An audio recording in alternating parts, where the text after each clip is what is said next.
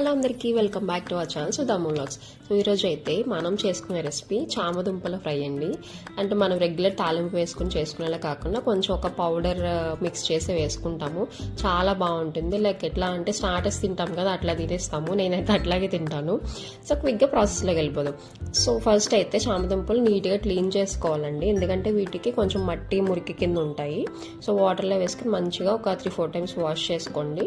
తర్వాత వాటిని తీసుకెళ్ళి ఒక కుక్కర్లో వేసేసి చామదుంపలు మునిగేంత వరకు వాటర్ పోసుకుని లిడ్ పెట్టేసి ఒక 2 విజిల్స్ రానివ్వండి. ఎక్కువ విజిల్స్ వస్తే ఏంటంటే పేస్ట్ అయిపోతాయి అనమాట. ఆల్రెడీ కొంచెం మనకి జిగురు ఉంటాయి కాబట్టి.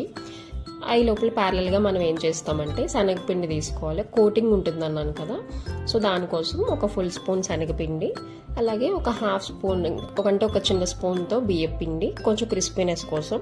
తర్వాత టేస్ట్కి సరిపడినంత కారం, మీ స్పైస్ లెవెల్ తగ్గట్టు, మన టేస్ట్కి తగ్గట్టు సాల్ట్, హాఫ్ స్పూన్ జీలకర్ర పొడి, ఒక ఫుల్ స్పూన్ ధనియాల పొడి వేసుకుని ఈ స్పైసెస్ అన్నీ కూడా మిక్స్ అయ్యేలాగా లంప్స్ లేకుండా కలిపేసుకుని పక్కన పెట్టుకుని ఉంచుకోండి.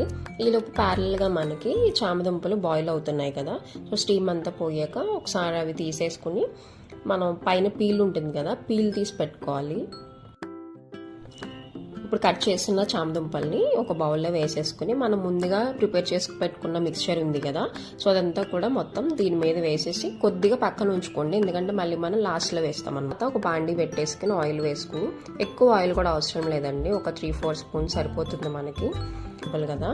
సో ఇప్పుడు 1 by 1 పీసెస్ని అందులో అడ్జస్ట్ చేసేసుకోండి, ఒక్కసారే వేయొద్దు.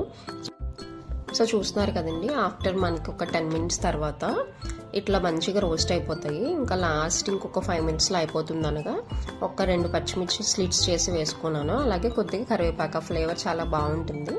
సో అట్లా ఒక 5 minutes దించేసే ముందు వేసుకుని ఒకసారి కలిపేసుకుని ఇంకొక 5 minutes రెస్ట్ ఇచ్చేసేయండి.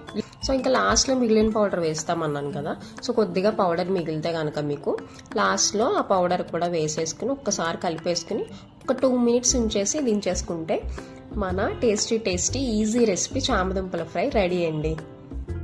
అండ్ ఇప్పటి వరకు ఎవరైతే సబ్స్క్రైబ్ చేసుకోలేదో తప్పకుండా సబ్స్క్రైబ్ చేసుకోండి. Thank you for watching. So